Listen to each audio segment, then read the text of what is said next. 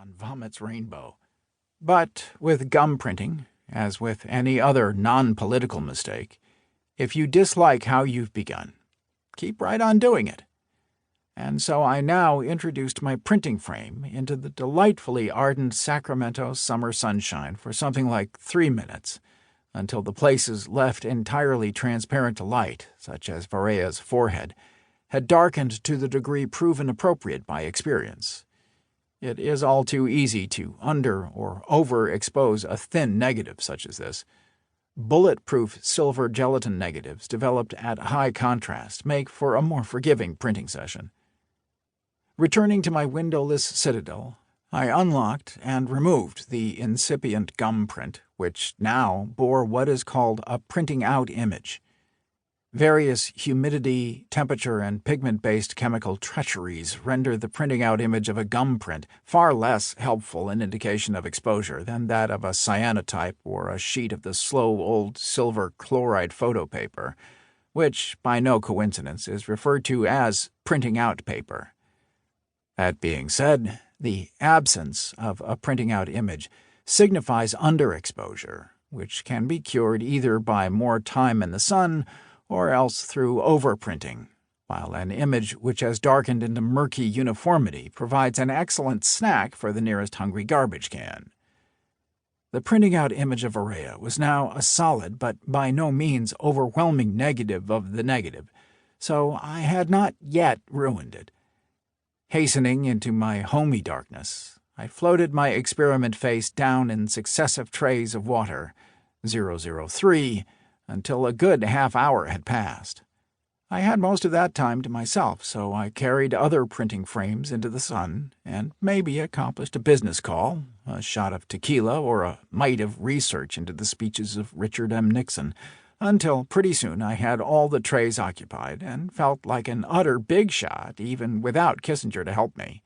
You see, the dichromite had rendered the emulsion insoluble in proportion to the amount of sunlight reaching it through the negative. Wherever I had laid down opaque black ink in my sketch, as in Varea's outlines, nostrils, and pupils, the emulsion accordingly remained unexposed.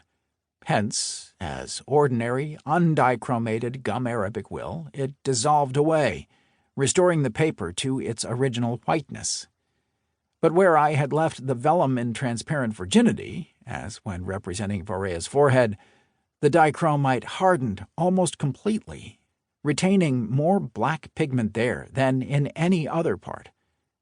Such intermediate zones as the triangular shadow on the throat, produced by applications of gentle, hence translucent pencil scribblings, had authorized a modest quota of light to pass through, rendering the print medium dark in those areas, and so the final photograph, like the printing out image, would be what you or I might call a negative.